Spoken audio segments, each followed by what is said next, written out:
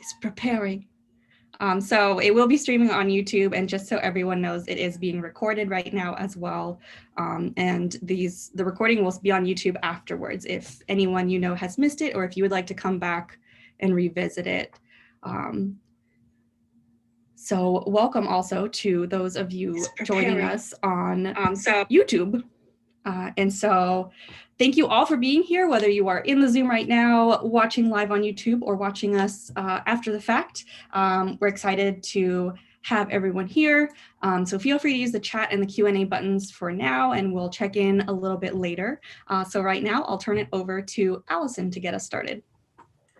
Hello, everyone, and welcome to 2021. I'm so glad to have everyone here and welcome in our new year. May not look much different from 2020, but I know it's going to improve in 2021. So a couple updates is we do have some new Saturday hours. Is originally, as you all know, when we were pre-COVID, our Saturday hours were 1 to 5. And then when we opened up in June, we changed them to 9 to 5 on Saturday. But as we found through the past few months that that 9 o'clock hour was really hit or miss. So we are now at 10 to 5, and all other days that we're open are 1 to 5. Our museum shop is open outside the visitor center on Saturdays and Sundays during open hours. We also have a new board addition. Christina Pizarro-Winting has joined our board. Her first meeting was last week, so thank you for joining, Christina. We have had a few board changes. Is Dennis Eschen, who was on the board for over a decade, has decided to retire and move to new adventures. And Megan Kerr has joined our executive committee. And unfortunately, Marie will not be here tonight because, as all of us know, these little stormy weather issues that are happening out there right now are pretty bad. In Marie's area up in Thousand Oaks, they have literally shut off their power to avoid any fire issues. So shout out to Marie, who would be here, but she can't join us tonight. So we're sorry about that. And hopefully no one else has those issues. And now I'd like to introduce our new board chair, Mark Christophel. He joined the board, and I think to some point is not sure he would be at this point at the board chair, but super excited to have him as our board chair. He's been a board member, and then he was our financial officer and really moved us forward in terms of how we report our finances to the board and the general public and all. And he was kind enough to join the executive committee and kind enough to come on as board chair. So his first meeting was last week. And say thank you, Mark, and I want to turn it over to you. Thanks, Allison. I appreciate it. First of all, you, the volunteers out there, you do an amazing job. I can't say enough for what you do for the organization. And to be now a chair, a huge honor for me. It just makes me proud to have you individuals working at the Rancho and doing what you do on a daily basis. Again, my name is Mark Christophel, and as Allison said, was just recently voted chair. I wanted to give you a face to the name, and I also wanted to share with you a little bit about why I'm at the Rancho. I mean, it's always interesting to find our stories, right, and how we get involved in this place. And for me, I was hired by the city of Long Beach to be their city engineer in 2000. And shortly thereafter, I was assigned this project to work on a rancho. And I'll be honest with you, I've lived in Long Beach now 35 years, and I'd never taken my family up to the Rancho Los Cerritos. And I was assigned a project to do the seismic retrofit and re-roofing. And I went over there, and I'd always been a lover of history. I had worked in the city of Claremont and restored a bunch of their historic buildings over the years before I came to Long Beach. And I fell in love with the Rancho. Oh my God, every chance I had, I made an excuse to go visit the job site so I could hang out at the rancho. And the more I learned about the place, and obviously I got an in-depth view as we tore it apart to put in the seismic retrofitting, I just couldn't leave it. And fortunately, working for the city, I had a second opportunity as we built the visitor center and got more involved in that. And then I left the city to go work for another organization and was asked to join the board. And you can imagine how excited I was to do that. And then, as Allison said, one thing led to another. I got opportunities to move up to be the executive committee to work on the financial stuff and to work with the amazing staff here. And so I just wanted to share that with you so you can put a little history and a face to the individual that you see on the roster and know that I'll always be there. I know Tessa, Sarah, Megan, Ellen, all the folks that I work with on a regular basis know that I'm behind you 100%. And I hope to participate in the future in your virtual gatherings here. And maybe one day get to meet you in person. Hopefully this will be the year. So with that, I'll turn it over to Allison or I'm not sure who's taking it from here. Learned to unmute myself. So thank you, Mark. And I think we're turning it over to Sarah at this point. All right. Good evening, everybody. I am so happy to be here with you. Very excited to introduce a presentation and a project that has been several years in the making now. And what I'd like to do is give a little bit of background of the nitrate negative scanning project that Dale Hills and Floyd Phillips have been working on. You may have read a little bit about it in quick notes, or heard about it, or maybe even seen them scanning as you've been walking through the Adobe. But I just want to give some background to kind of introduce what they've done, and then I will hand it over to Dale and Floyd. So first of all, the first question you may be wondering about is, what are nitrate negatives? What are nitrate photonegatives? So without getting into too much detail, the technology of photography since its invention has changed over time. Nitrate photonegatives were a very exciting new invention that came about in the late 19th century. They were first manufactured and they provided an alternative to glass plate photonegatives. As you can imagine, working with glass plate photonegatives, they were very fragile, they were very cumbersome, and so nitrate negatives were an exciting new invention in the late 19th century. One downside of nitrate negatives is that they are highly flammable. They catch fire easily and it's hard to put the fire out. And so they really need to be handled with care and stored properly. And so that is something that we have been doing with our nitrate negatives. We store them in our air-conditioned storage trailer. So the Adobe is not air-conditioned. It has temperature fluctuations, so we do store it in air conditioning. But as far as how we even got this collection in the first place, so the reason why we have over 2,000 nitrate photonegatives is because this was the common form of photographic film for so long. So from that point in the late 19th century, about 1889, until in some instances, it was used until as late as the 50s. So for a lot of photographs in that time period, the format they're going to be in is nitrate photonegatives. And so as far as where our collection came from, a few different places. So of course, we have many photonegatives of the Bixby family, and that came into our collection the same way so many other artifacts and objects from the Bixby family came to us, and that was through donation from family members. We also have a really pretty sizable collection of photonegatives from the Windstead Photo Company that existed in Long Beach. And so we acquired those photos. They were given to the Rancho when that company closed. So we have a couple of different collections of Rancho specific photographs, but also photographs of some really wonderful images of Long Beach. And you'll be seeing some of those shortly.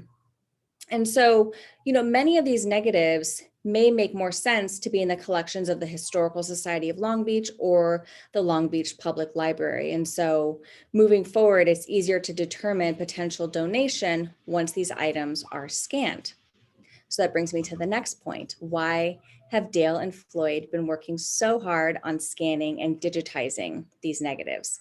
So by scanning, I mean actually getting a positive image of these photographic negatives, but also digitizing them, so storing them digitally and creating digital files.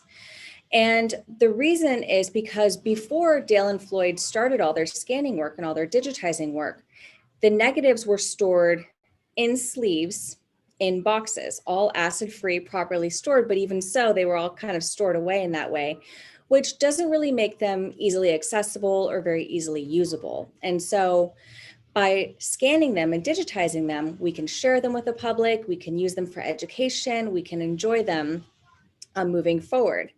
And another reason that it's really important to scan and digitize these images is because nitrate photo negatives deteriorate over time. And so at a certain point, we wouldn't be able to access these images in their original form. So I can't emphasize enough how important this scanning and digitizing work is and how excited we are that it has been completed. And so with that, I will hand it over to Dale and Floyd to talk a bit more about what the process has been like and what they've been up to for the last few years. Who wants to start, Dale? I can go ahead and get after it. One of the things that we were asked about is, why did you want to do this? And I had some reasons. Both Dale and I have been interested in photography for a long time, him much longer than I. I've only been interested past, I was taking photographs when I was a junior in high school, but I wasn't really all that interested in just pictures for me. But we developed this interest in them. And why do it now? What's the purpose of a photograph? Well, if it's nitrate, you're trying to save a memory, and that's what Dale and I were both interested in doing. And so I think it was either Sarah or Tori sent around a little list and says, anybody like to process some negatives? And I think both Dale and I raised our hand. You're ready. How about you, Dale? I don't remember ever raising my hand, Floyd. But yeah, true. The interest was there. I've been doing photography all my life. Started out with a pinhole camera made out of a coffee can in high school, and later on going through taking photography classes and getting involved in the darkroom, which is really a kick. I mean, I love the darkroom. I wish I could do it again, but that's gone, as we well know. But I had a chance to look at some of the old negatives that were laying around, and I thought, there's a lot of fascinating images here that we could play with. I read some correspondence through Sarah and Tori, and there were some labels on these negatives that were labeling as hazardous and dangerous. And so I did a little bit of research, and I found out that they're not dangerous at all. They are hazardous if you mistreat them, and they had been mistreated periodically during some of the times at the rancho. But Sarah took over, I think, and Tori were responsible for storing them properly. And at one time I pulled a negative out and I took it to the store, and I had it digitized there, and had a couple prints made just to see what it would look like. And I was blown away. I just could not believe the quality that some of these negatives had, and the subject matter. We didn't know what was going to be rancho. We didn't know what was going to be City of Long Beach. But once we got into it, it's everything. And we saw weenie roasts on the beach, and crazy. I shouldn't say this one, but there was some fishing boat trips that were documented, and clothing was an optional. We did not bring that up until today, but anyway, I followed with Floyd. We sat down with he and I together, and we investigated the scanner. We found out that the scanner that was going to be purchased was suitable for negatives and positives, and there was a challenge, and we took it. We started in about September of 2017, and we fought our way through and finished up. Well, a couple of weeks after the pandemic hit, we up and cleaned up finished the Windsteads, and here we are. We lost about a half a year of processing time. Yeah. One of the things I'd like to talk about a little bit too is on the team we have right now. Dale and I kind of finished up the project, but we started out with several people on it, and one of them was Terry Barber, and two others, and we worked out pretty well. Greg Robeson worked with us for a little while, and off and on, so they have an idea what we're doing. As far as that scanner is concerned, it's nice to know that, you know, the DAR group gave us some money for that scanner that we wound up with, as well as Vicki Pard. She provided some money on that. So for that, we're very grateful. The first scanner we had was not very good at all. And fortunately, we had Dale's laptop. And I've got a history of working with computers and things. So that was my saddle. I sat in there and I did all the stuff on the computer, while Dale is very, very familiar with darkroom things about photographs and whatnot. And so he put it into the scanner. It was right.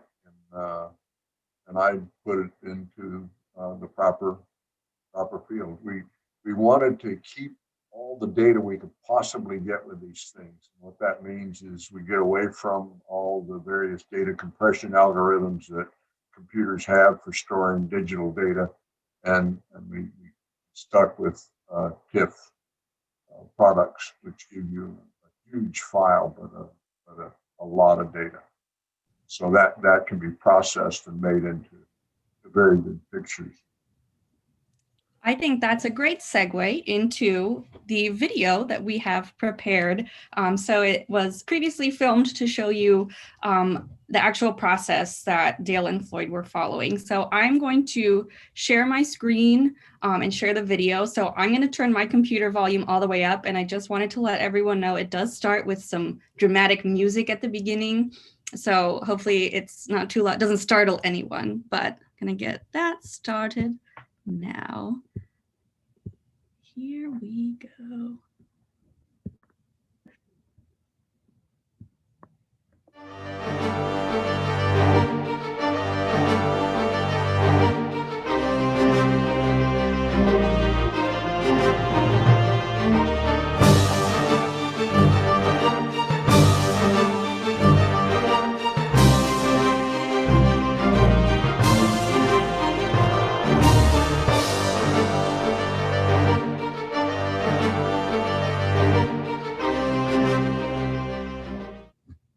We've been working since 2017, and we just finished this up just recently.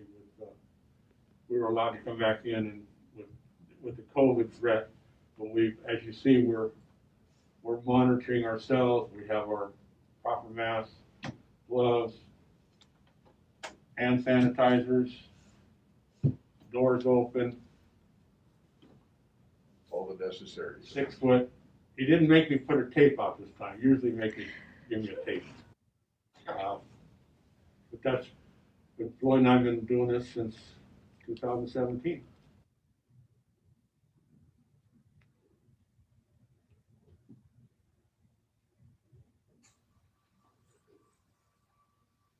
This is an Epson V850 professional scanner.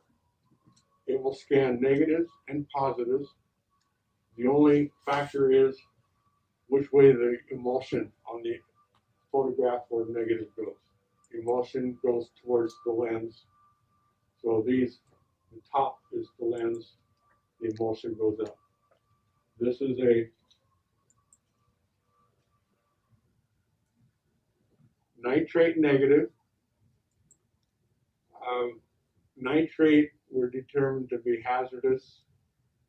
They can give off a gas after a period of time, but more dangerous than anything is they're flammable. If they ignite, let them burn. That's why we're scanning these negatives, so we can document and put them on a flash drive or media, and then these can be disposed of properly. But as long as they're stored in a cool environment, they're fine. There's no hazard. Even handling them, we wear gloves, obviously. Prior to setting up, this is just plain old alcohol. I wipe everything down with alcohol, lightly with a towel. The windows, the screens, and the laptop is all wiped down. For two reasons. One, we want to make sure we have good clean elements, the windows, and COVID-19. So in the process, I take the negative, try to determine which way it should be so he can orientate it on his screen. I have some marks on here where it helps me locate it. Close it carefully. And then Dr. Floyd. And then he puts a negative in there, and I do a preview on it just to find out what's in there.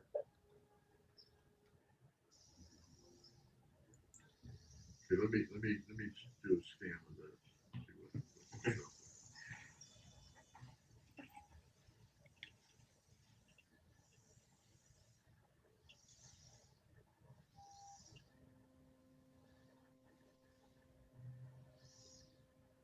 I would like you to notice how long it takes to do a 2-inch negative.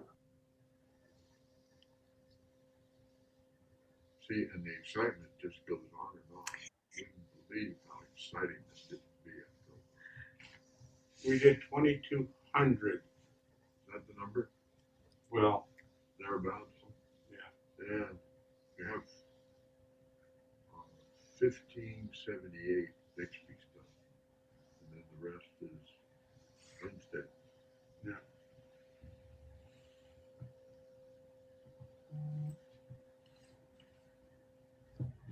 Well, there it is. And it's got 3 women or 2 women or something like that. Yeah. These are Caribbean Islands. Oh, okay. Scan away. The ball is in your. Oh, before you go that way, what I do is I document. I write the date, the number. If we have a number that coincides with it, I try to put the size of the negative, which is a 2x2, and then on a description. And this came in an envelope. It said Catalina 91, so I'm assuming it was 1891.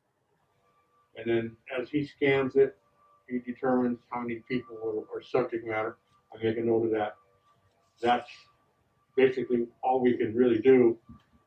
If something comes up and we know it's a Rancho family, we'll make notes of that. But, basically, that's Dr.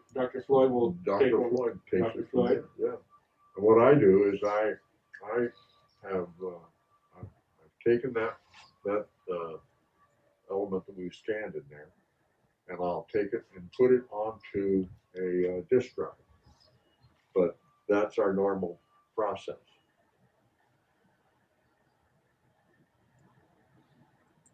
And I'm in the process right now of setting up where to store this thing.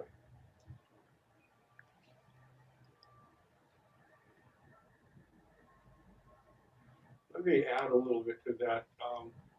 What Floyd does is looks at the image, make some computer corrections, changes, whatever, to slight improvements to the quality of the picture.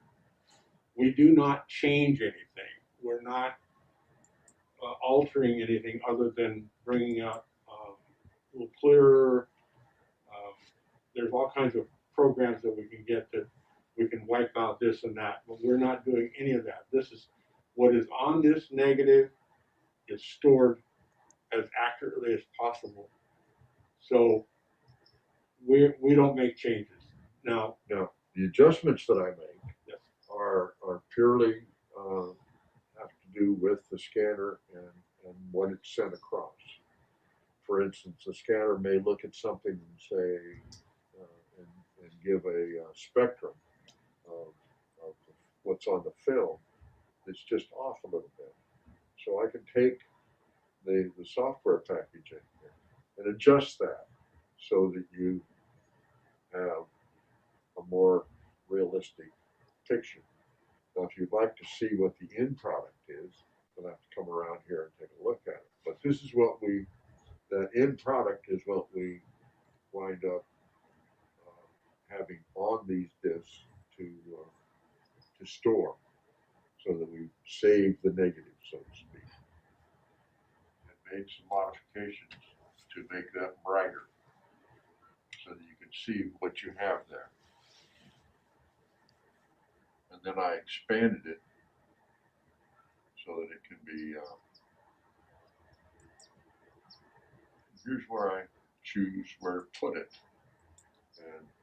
And I take this picture when I get it home, the memory that I take, and I try to clean it up a little bit so that it can be read better. For instance, this has got a lot of stains on it probably from age, treatment, whatever. But a certain amount of it could have been done at the time it was photographed, but they take away from the actual photo and the people involved. And so I cleaned that up with Photoshop and Lightroom. And then that's what I put into the files that I send off to Stephen Dudley. And he says he gives us a great deal of help in identifying who these people are.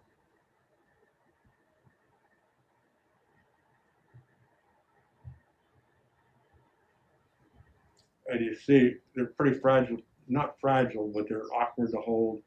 And just sitting in here, they start to curl. You can see it, in fact, it's curling on me right now. So we have to handle it with a lot of care. We don't want to scratch them and mar them. And then then what we've done, after we took them out of a plastic sleeve that they were stored in for a while, then I placed them into a paper sleeve that is proper, is treated for archival. And then I will write on this the date, scanned, and a brief description. And then that goes in our file. So we still have this available.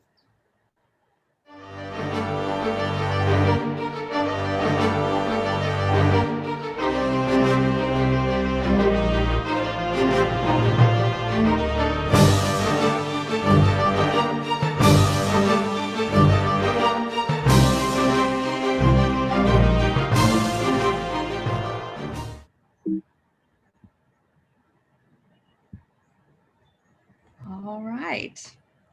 So I did see we had a couple questions that came in from the video. So do you want to tackle those before we get to the slideshow?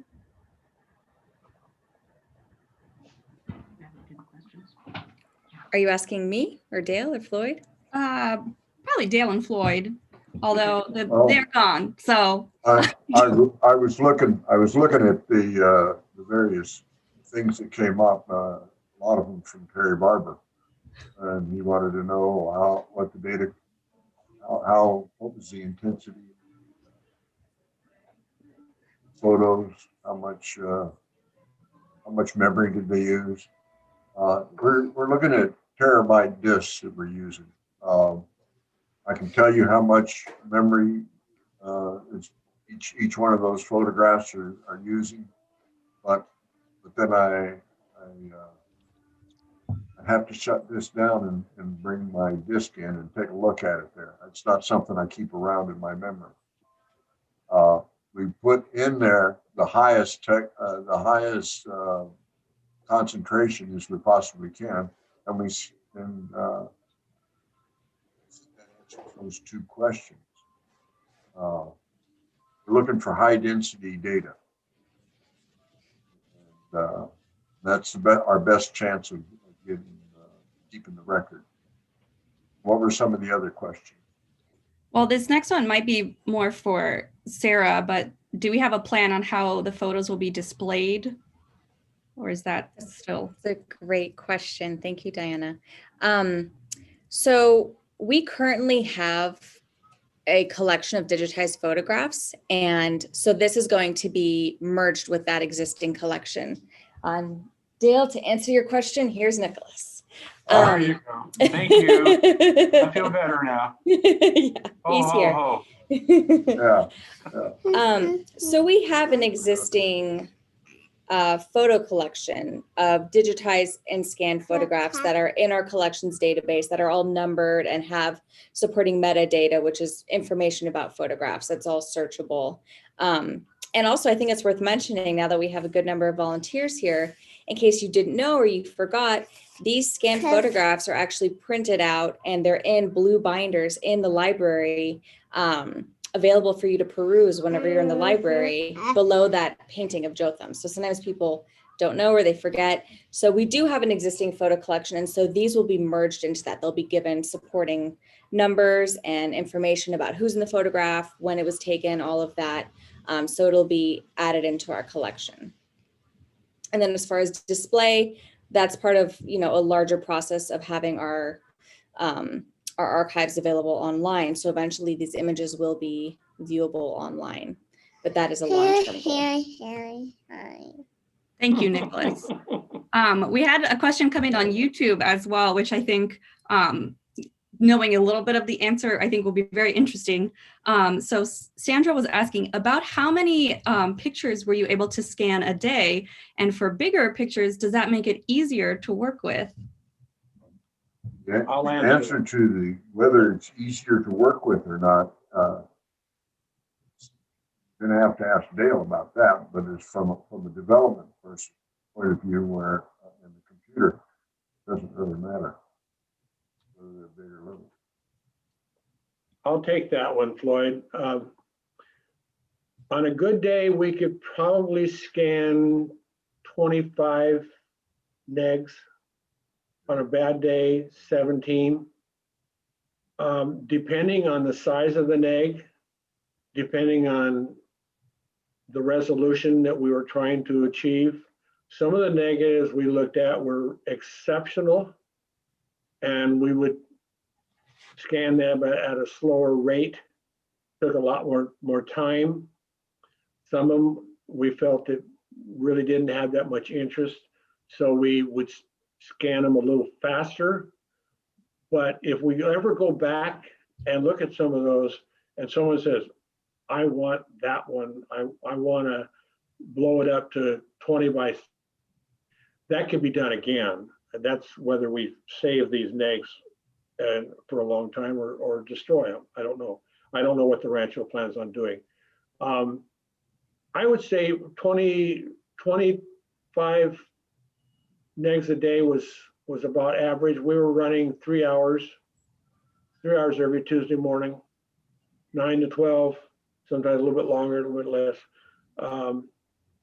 We took our time. We tried to, Floyd's a genius on the computer. He very conscientious about it and made adjustments from what we both looked at on the negative, the content, the quality. So yeah, it took a long time, but I think you probably see that he and I get along pretty well. We communicated quite a lot on the subject matter. During that time, I would have some of the images put on a flash drive, and I took a lot of them over to Costco and had them printed for my own purpose. But also, I've got some images that are incredible from all over Long Beach, and I have one right here that I'm still working on, and this is what happens. It's an image of a Goodrich truck store, and we have no idea where it is. I'm sure that by the vintage of the truck, it's the 20s, but it also says Bixby and Adams. Did Bixby own a Goodrich truck tire store? I don't know. I'm looking into it. I wouldn't be a bit surprised. I know you whetted our appetite. I think Floyd has some more photos to share too. Yes, so we now have a bit of a slideshow. So now you will actually get to see some of the photographs that were scanned and came out of this project. So let me go to full screen. There you go.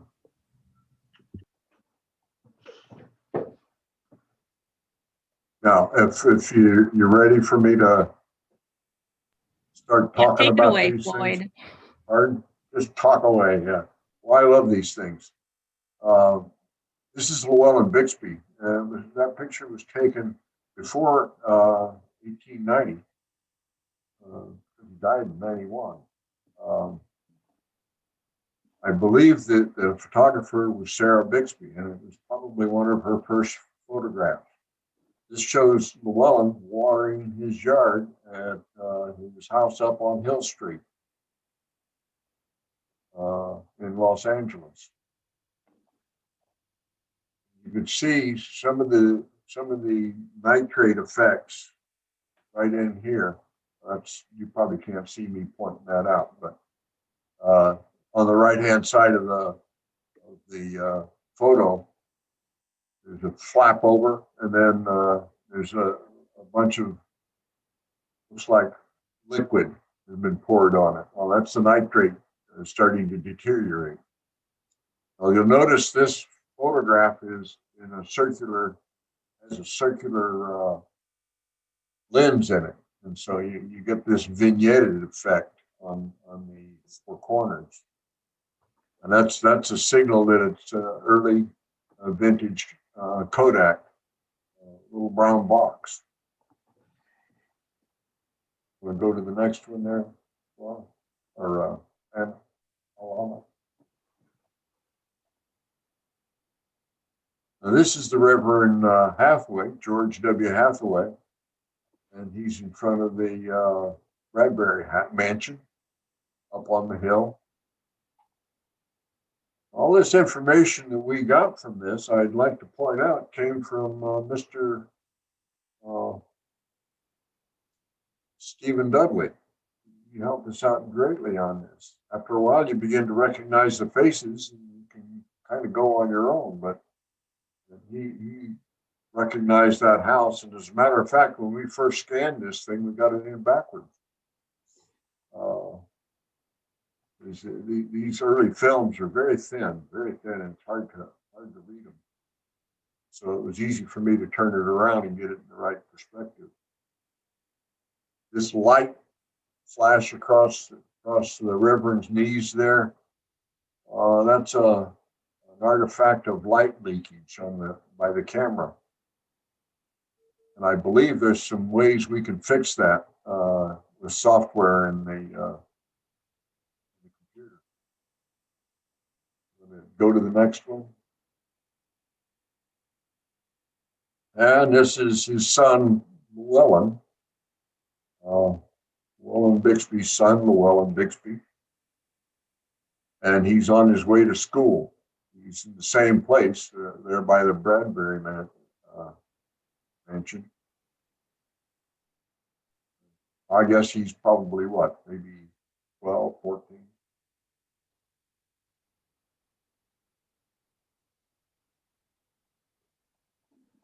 You can see the shadow there. I believe all these pictures are taken by Sarah.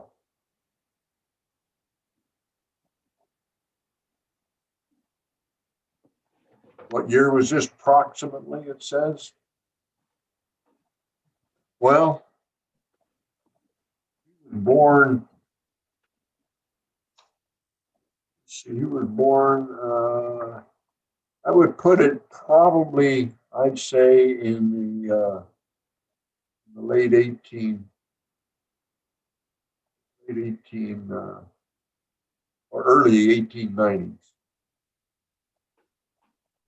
I can't remember exactly when his birthday was, but I could look it up for you if you'd like.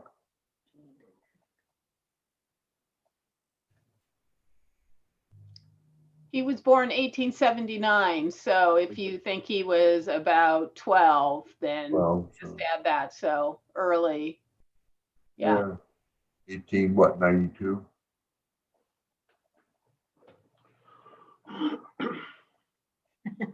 Roughly 1890, yeah.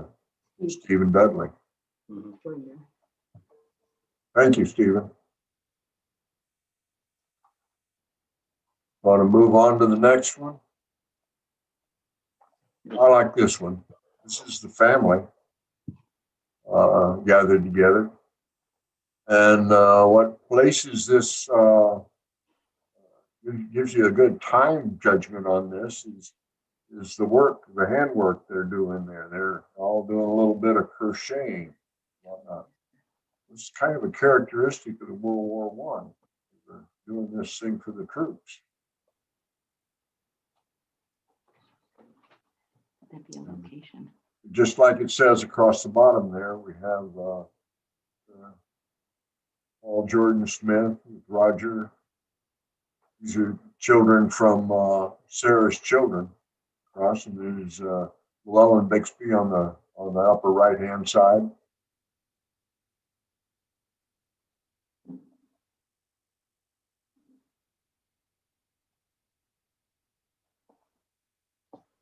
I say on there that all are involved in crochet, but they're not all involved in crochet. A few people are not.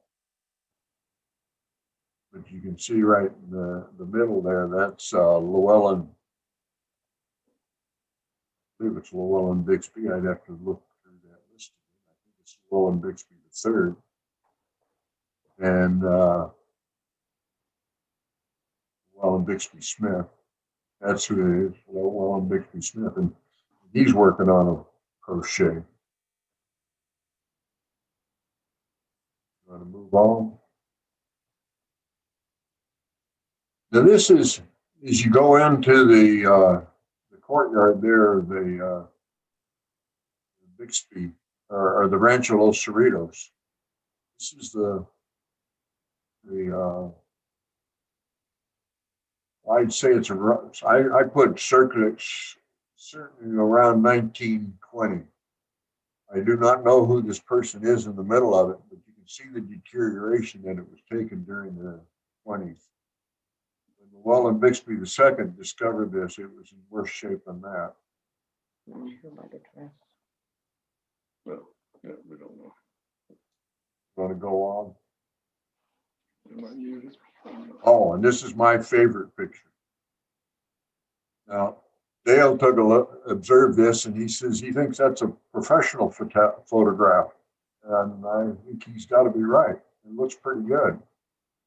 This is Deborah B. Smith in the arms of her mom. Her mom is Catherine Jack Smith, and she married Sarah's, I think, her oldest boy. Sarah Bixby Smith's oldest boy, Llewellyn. And Stephen presented this to Deborah. She had never seen it before. And the more I deal with these negatives, the more it seems that there's a lot of these negatives that people have not seen before. And, sitting around not being seen. I found it very touching. that we were able to That's a beautiful one. I love that. provide her a picture that she had not seen before. Her mother holding her in her arms. 88th birthday. Wow, that's neat. Touching. And this one had to have been done sometime around 1932 or 33. We'll go to the next one. This is Dale's favorite photograph. It's Llewellyn Bixby Smith, long before he and Catherine got together.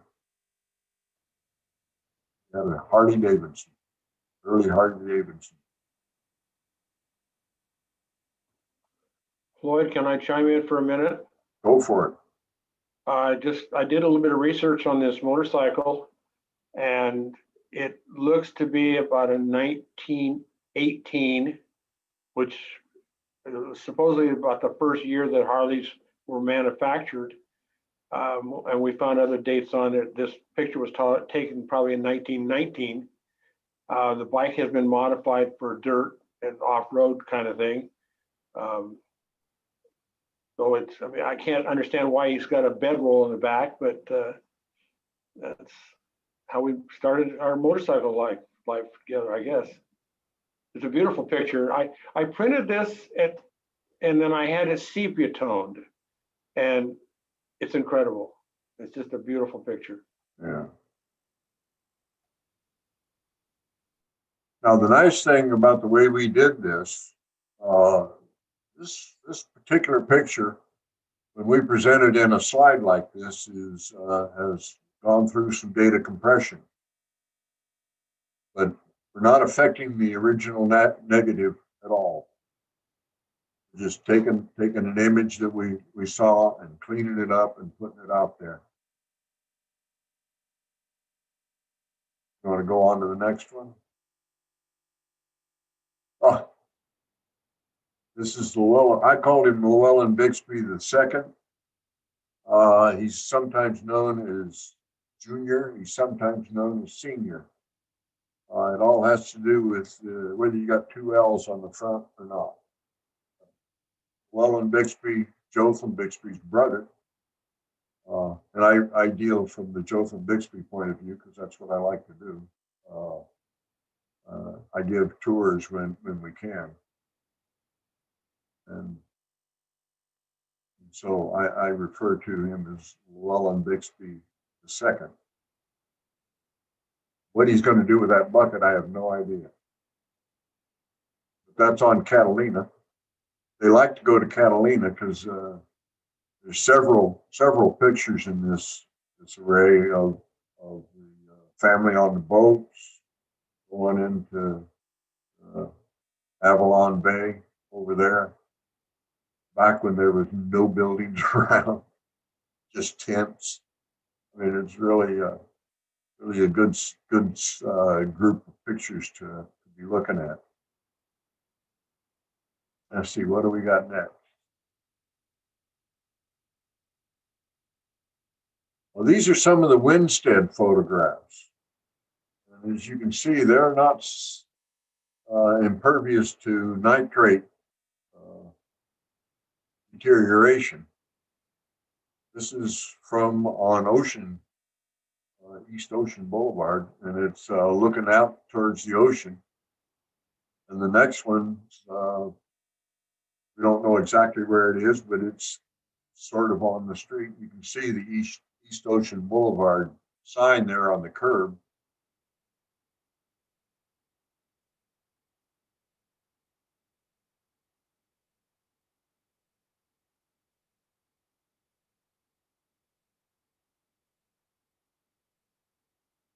Well, I can talk.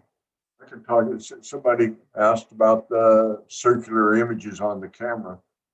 You know, the old Kodak cameras, the early stages, you know, the 1890s and 1880s, they would give you a box that had film in it, and the lens was the way it was. It was a circular lens. And the way you got your film developed is you sent your box, the box with film and everything, to the Kodak people. They would remove the film, process it, put new film in the box, and send the processed photos back to you with the negatives. And that's how they wound up with these negatives here, as well as some pictures. I hope that answers your question.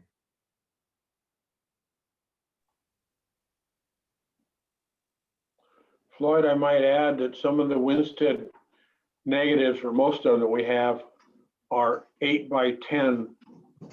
That's 8 inches by 10 inches. The nice thing about having that large of a negative, you don't need an enlarger. You can just do a contact print. Yeah. And there's no loss of resolution. That's what's beautiful about all the Windstead negatives. They're really perfect. I mean, Yeah. if you look at that picture, the clarity from the curb all the way to the back house, it's perfect. You could take that picture and blow it up 6 foot by 6 foot and hardly lose any resolution at all.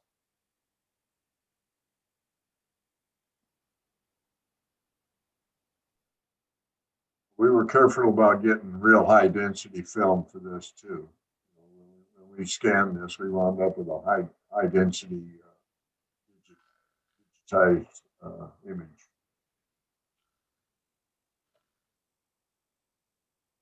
And that's about it. So we have about a few minutes, maybe up to 5 for questions from anyone who hasn't yet been able to put their question up.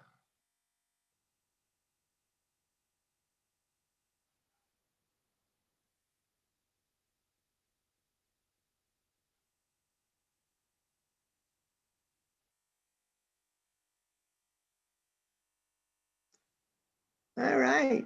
So far, we haven't gotten any, but Dale and Floyd will still be on the line. Oh, yeah. Is that house still owned by the Bixbys? Asked Linnea.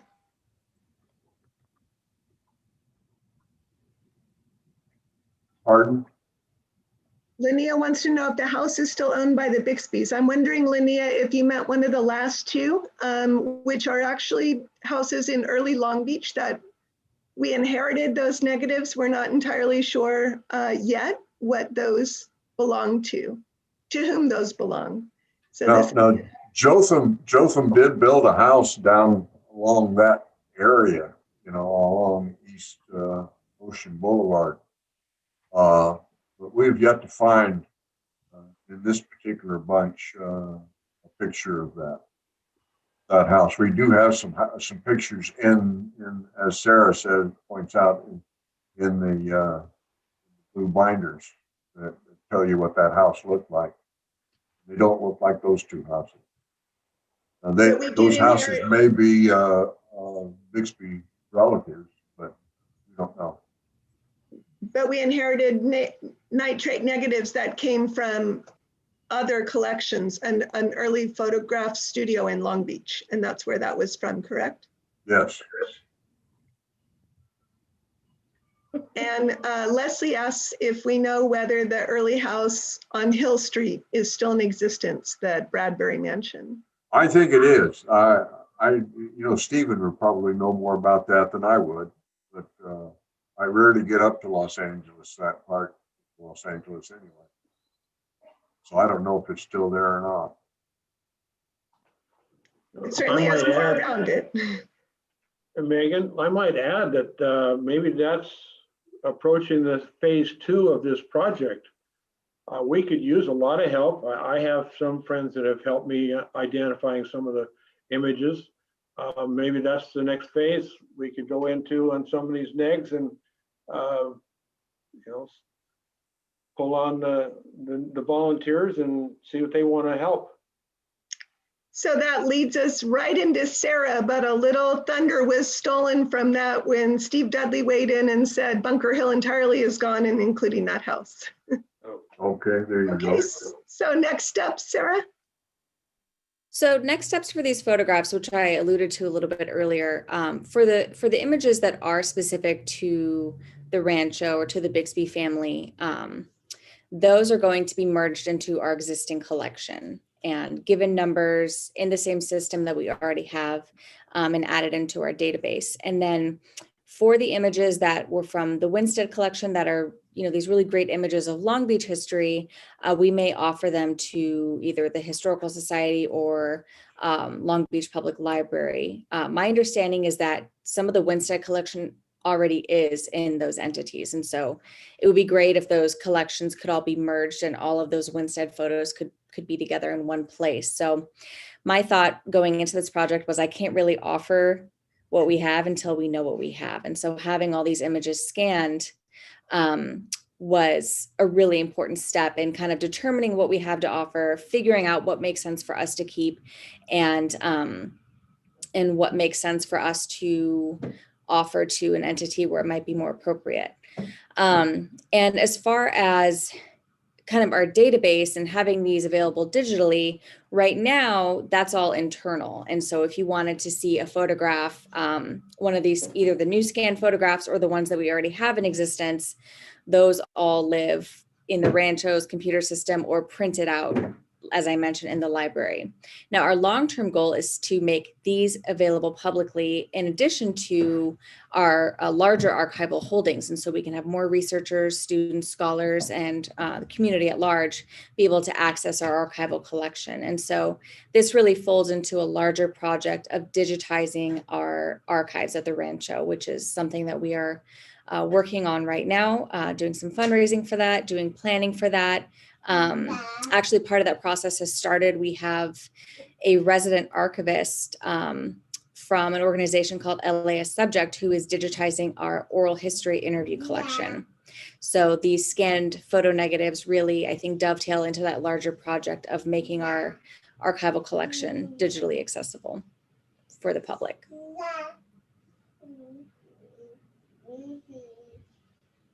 And with that, I'll hand it over to, I believe, Tessa, you're up next, right? Yes, that's right. Thanks, Sarah. That's a perfect segue. And I just want to say thank you so much to Dale and Floyd. That was absolutely fascinating. It got me so excited about what Sarah was just referring to, which is our larger digitization project. You just perfectly gave us a wonderful example of how meticulous and painstaking this work is, but how important it is. Those little edges starting to fray, if we don't protect those images from hands or from storage, however will we share them? So we have some campaign members with us tonight who are also volunteers, Jean, Alan, and Steve, who I know is a champion of this project. And so I'm sure they're just loving this, and we'll talk about it at our next campaign meeting, I know.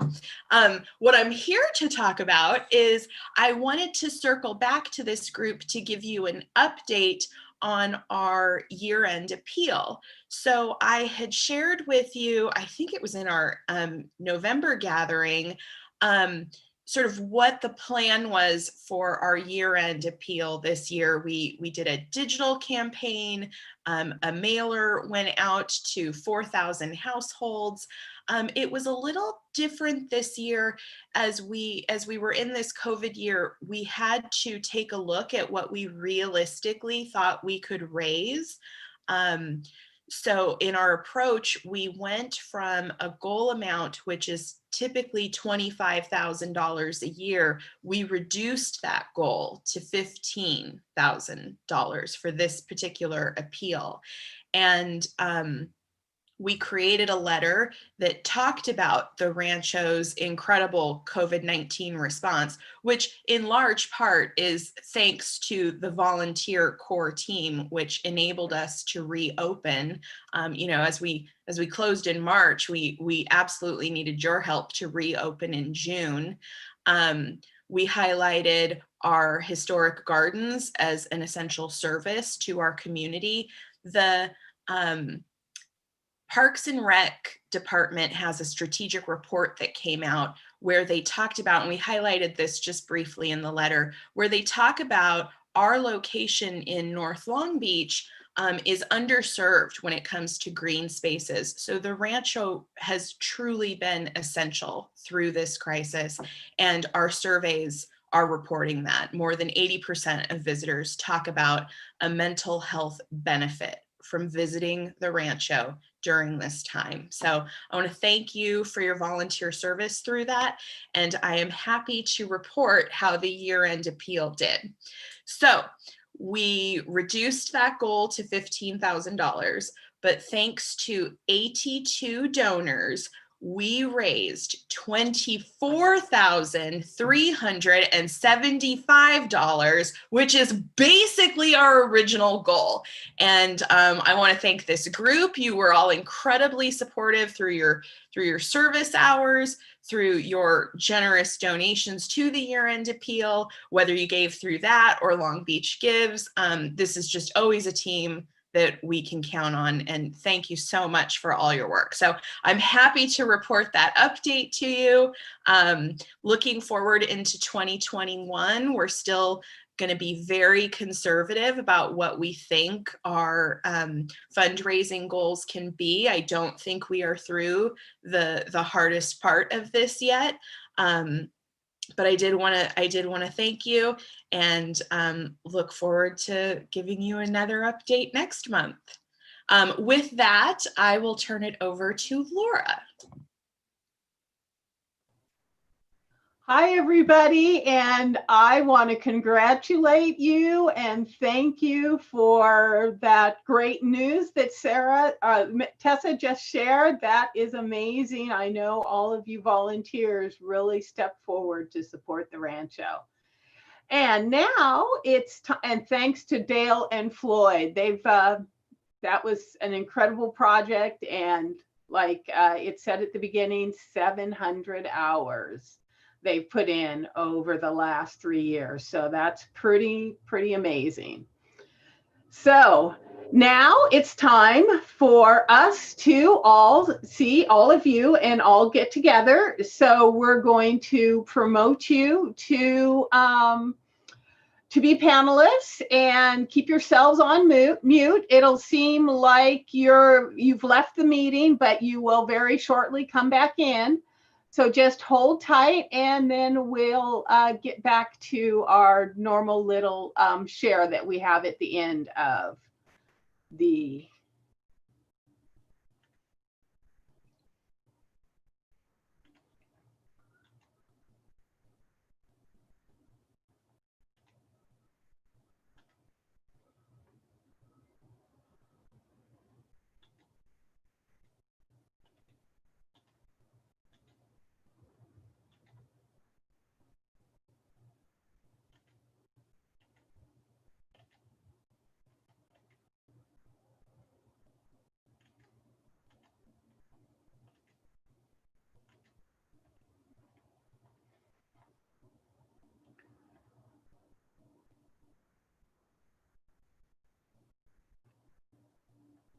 All right, I think we have us all here now. It's wonderful to see everybody's faces that I can see.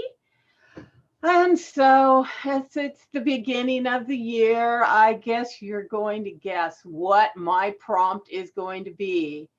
Did anybody make any New Year's resolutions or any new plans for the year? I started the year and I was like, no, I don't make New Year's resolutions. They're just too hard to keep. And I never do. But after that, I went to the grocery store, and when I was looking for wine, I was like, I love this New Zealand Sauvignon Blanc, but it comes all the way from New Zealand. That's not a good carbon footprint. So I am going to give up my New Zealand Sauvignon Blanc and only drink California, maybe Oregon wine.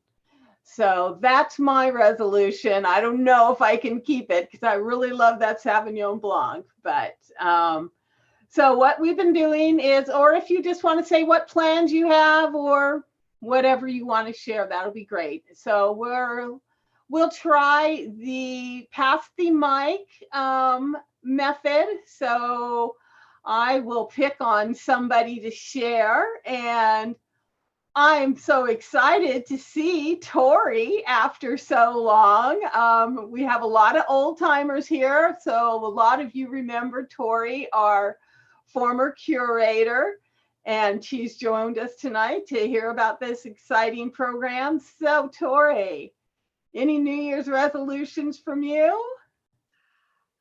Way too many to list. Way too many to list, but probably, gosh, I don't know. I feel like being healthier is on it being healthier and procrastinating less. That's on my list every year. So that definitely makes it this year. And congratulations. I just have to say to everyone who worked on that project and completed it, it's just phenomenal to see the results. And I hope you share your process and success with other museums, because I know I was intimidated by the unique challenges to that collection. And I know that there are other museums out there who will, this is going to help other collections move forward. So congratulations. It's amazing. Now you get to pick on somebody, Tori. I'm sure there's some people here you recognize. There are. So can I pick on anyone or just anyone on the screen? Okay, I'll pick on Sarah. Hi, Tori. Nice to see you. I also don't really make New Year's resolutions, but I did make some goals around reading. So I love to read. My goal for this year is to be better about keeping a reading journal, because sometimes I'll forget when I read a book, or, if I want to recommend, or somebody says, have you read something good lately? My mind kind of goes blank. So I want to be better at documenting the books that I enjoy. So now I will call on Nancy Phillips.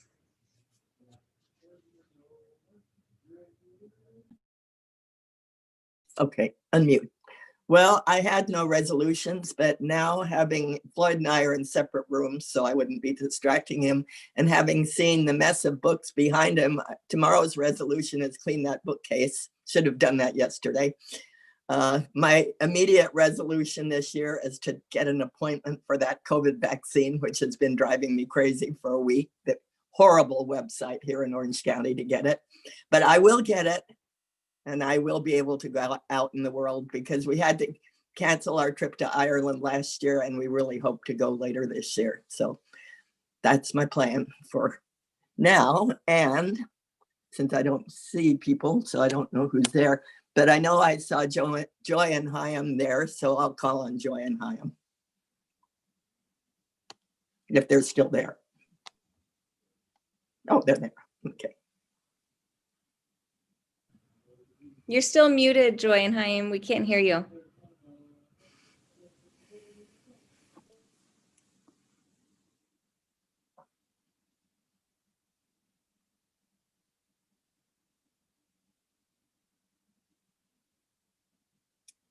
Are they there?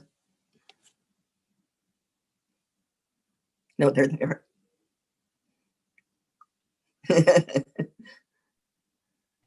Joy, we'll let you figure There it you out. are. Oh, finally, There you go. finally. It wasn't responding to my taps. Finally, it did. Unfortunately, I guess our resolution is to stay well and alive and get back to the rancho when we can. Thank you. That's for both of us. And I have to pick somebody. Let me see here. We've been, okay, these are all people who've been talking already. Let me try the next screen. Oops, I'm not getting a next screen. Here I am. No. Well, Terry, how about Terry?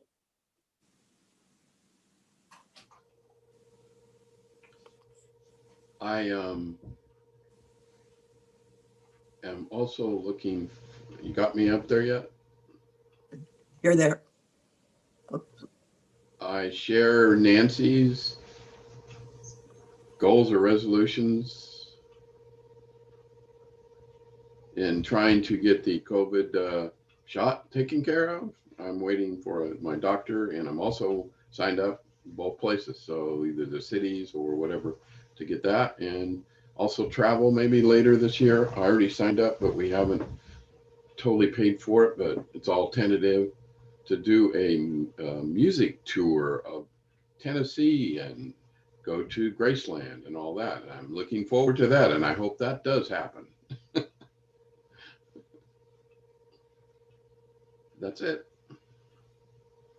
Who are you going to pass to? I'll pass it to Dale.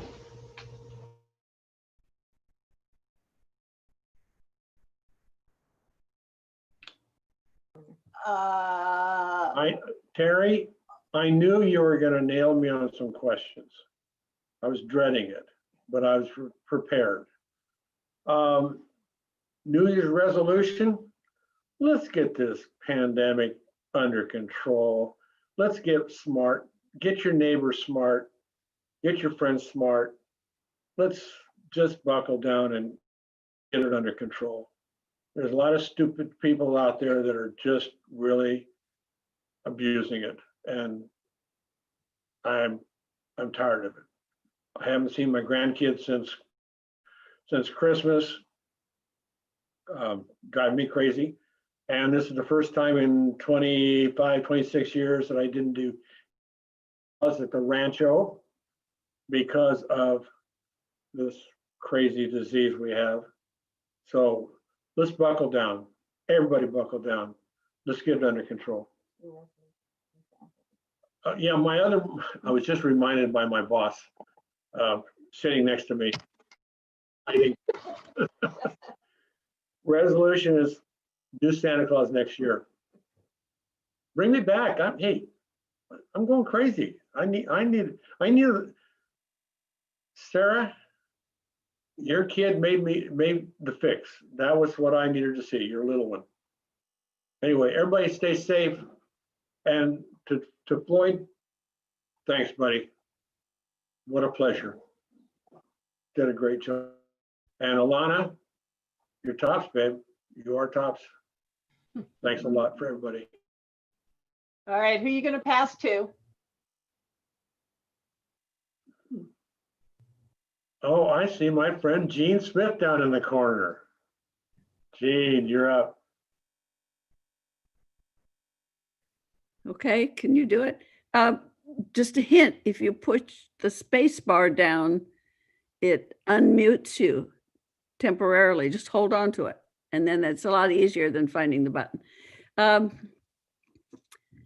guess after tonight's program, I don't usually do New Year's resolutions either because I tend not to keep them. So, but I would like to make more progress on reading my books, seeing my friends, and sort of the program tonight just inspired me to think that I really hope to be able to garner more support for the Rancho. I serve on the fundraising committee for the foundation, and we need to get out there and beat the bushes, so to speak, to get the funds that we need to support the project so that we can continue our rehabilitation efforts and our planning efforts for the Rancho's future. I think as volunteers, I hope we can do as good a job as fundraising volunteers. I hope we can do as good a job as the staff did in meeting the pandemic challenges. I'm just so proud of what all the staff was able to accomplish for the Rancho in putting together virtual programming, keeping up the grounds and keeping it open and finding a way to continue to serve and attract the public. I think it's you all deserve thanks, the staff and all you volunteers. So thank you. And let's see, I have to choose someone. We already heard from, how do I change screens? I can't change screens. So I don't know who all the others are. Okay, so it's going to be, I don't know who's going to be. So let's see, we haven't heard from, can we talk to staff? So Megan, can I pick on you? Of course, and thank you for reminding us about the space bar. I knew about that, but I forget about it. And I've always said that we have a very small paid staff and a very huge team. So Jean, you're absolutely right. The volunteers have stepped up in tremendous ways. The staff has been very pleased to all keep our jobs. None of us have been furloughed, but to continue to do as much as we can in the ways that we can during the pandemic. Speaking of still having a job, one of my resolutions was to spread the things that I can. And so I was somewhere like 6 months ago, started doing this really cool exercise thing on YouTube, but there is a paid membership and I signed up in January for the paid version, only to support them as well. So I'm not doing the videos any differently, but I felt good about that. So that's one thing, getting active literally in my living room with my husband next to me and the dog barking. It is such a fun exercise program. Diana.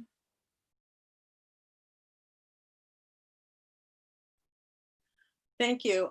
First of all, I would really like to thank Dale and Floyd. Being in photography, that was an amazing presentation, a mammoth project for both of you, and you should be both very proud. Speaking of photography, as you know, my husband and I, our quest is to photograph Indigenous tribes around the world, or Indigenous people around the world.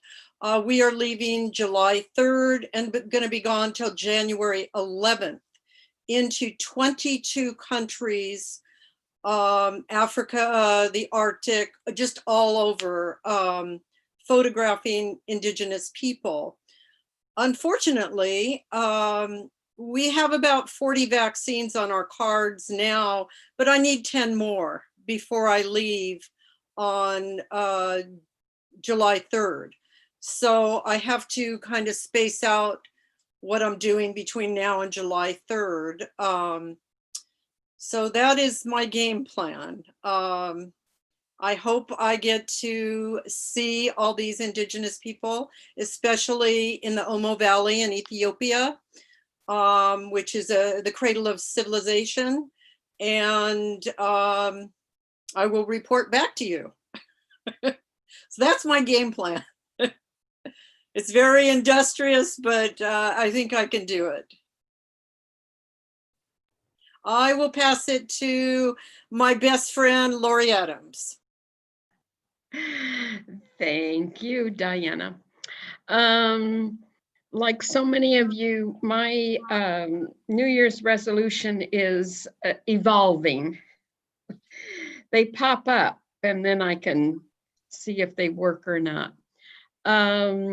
I'm very excited in this past week in that I'll be doing a seminar in Oregon in July. So I felt staying close to home would be a good idea.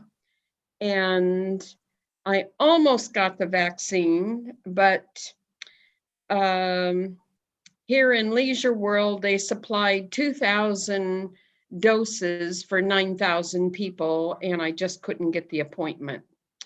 So I figured that by September, I'd be safe in booking my dream trip to go to Egypt on a historic trip down the Nile to visit the Great Pyramids along the Nile, etc., etc. And I'm super excited about that. And that just popped up yesterday. So those are my plans for the year, and hats off to Dale and Floyd. What a mammoth project that you've stuck with it for 3 years. That's amazing, amazing work. So both of you, my congrats and hats off. And to all of my fellow volunteers, I look forward to the day when we can get back and do tours again. In the meantime, I'll just stay tuned and going to stay healthy as I can until I get the vaccine. I'm one of these people that I'm not paranoid. I take all my precautions when I step out. I always wear my mask and when possible, keep a social distance. Usually when I'm out, people aren't gathering in groups anywhere, so I'm not overly concerned. I just don't want to travel overseas before I am vaccinated, and I certainly don't want to travel to a country that doesn't. Hi, Dale. Thank you.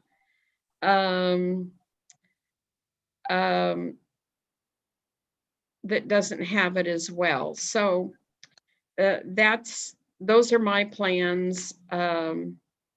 And I hope to be back at the Rancho soon. And I pass my mic on to who hasn't talked. Nancy, Virginia. Oops, Virginia left. Tom, you haven't spoken. He wants to keep muted.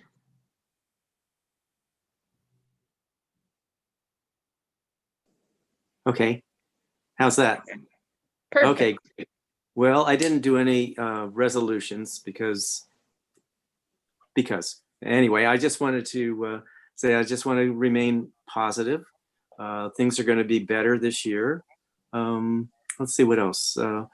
Looking at the closet, I would like to go through that and clean that up. And there's a lot of memorabilia from family photos and stuff, which I've been doing.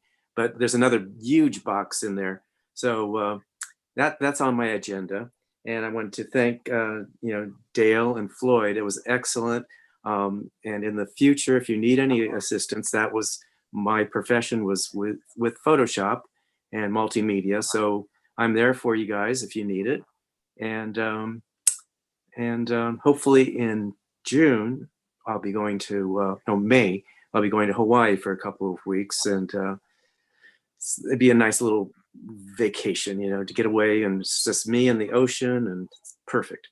So it looks like a good year ahead, and we're all going to make it, and it's going to be just perfect. And I think I'll hand it off to maybe Nancy, if she isn't here. Oh, Nancy, you already did. Okay. Let's see. How about Alina? Alana, I'm sorry. Okay. So first I'll share from YouTube. Sandra, her resolution is trying out new recipes. And she said she might try omu rice or potatoes dauphinoise first. And I have no idea what either of those are, but it sounds interesting. And for myself, I don't usually do resolutions, but I have been trying to shop from small businesses more. I used to just do everything on Amazon because it was so convenient, but after seeing how much money Jeff Bezos made during this pandemic, I was like, not anymore, Jeff. So the downside is that now every time I'm buying from a small shop, I'm like, I'm helping a small business, I'll keep spending. So probably also trying to curb my spending a little.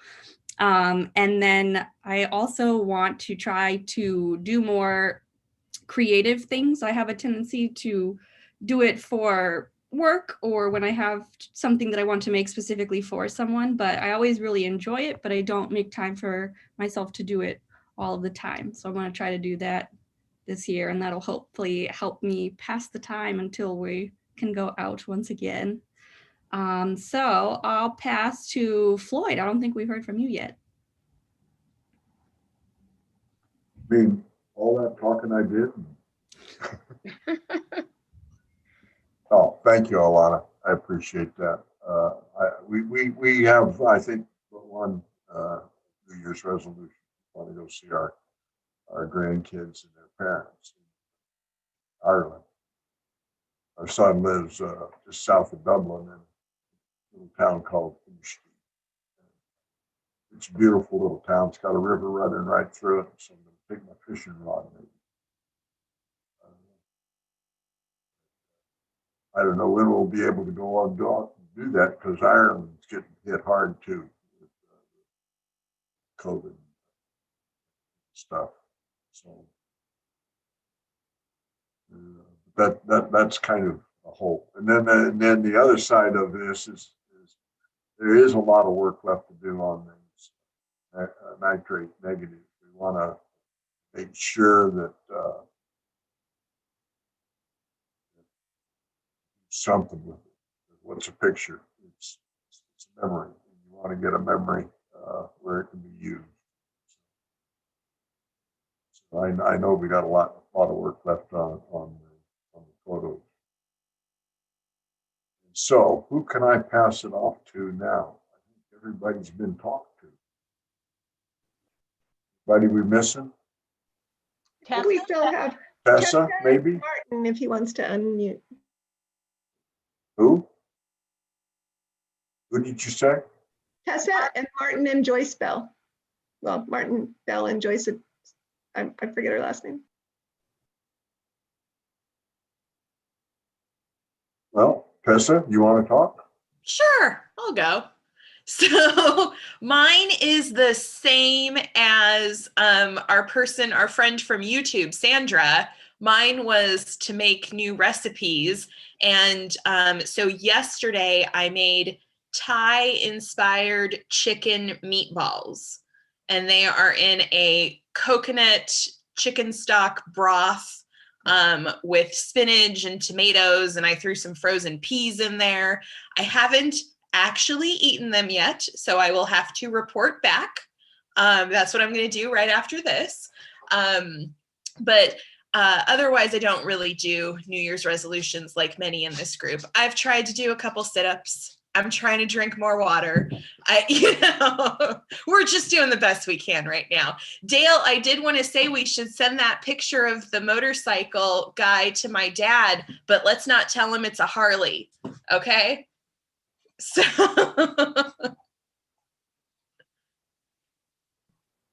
you got it. I'll run another print for you. And you know what? I'll personally deliver it to him. He'd love that. I'd like to see him again. He was a great helper when we did those crazy tables. Never again, Dale. Never again. I left you the plans, my sketches. I put them in your mailbox. Oh, I got them. Okay. These are the tables, if anybody were talking about the tables that we made for the gala, the 175th gala. Dale and his boss, who's off camera, were in charge of that project. So anyway, is it Martin who's the last one that's left? Are you with us, Martin? He's just an M on my screen. There we go. Oops. Oh, are we on here? I hear you. There you are. Hi. Hi, Joyce. Hi. There's Martin. Hi. Okay, so our resolution is to downsize. That we've accumulated a lot of things over the years. So the resolution is to downsize. So I joined the Buy Nothing Facebook page for the Bixby Knolls area. So I've already posted, I've given away a lot of things already, and I have another posting today. So I have a drawing. Usually people will say they want something, like we're giving away a car vacuum cleaner and a steamer, carpet steamer. So that you don't want it. You don't want it.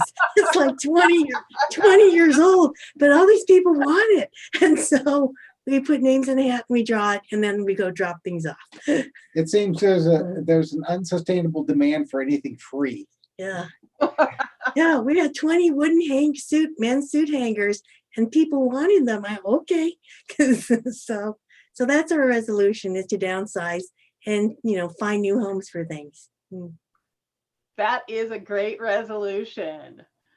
Well, thank you everyone for sharing, and it was great to see you all. And I think it's time to wrap up. And before I go over some of the things coming up, anybody who's watching on YouTube later on, let me know about those hours if you're a volunteer, so you get credit for those.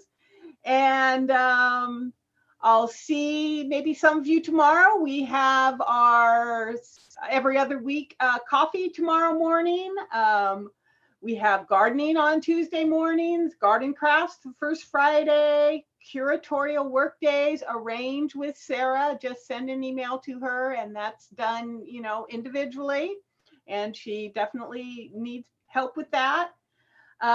We're still open public hours. Anybody wants to come by and feel safe, it's a safe place where we practice social distancing. Everybody wears a mask, and it's a wonderful place to be. It's looking wonderful.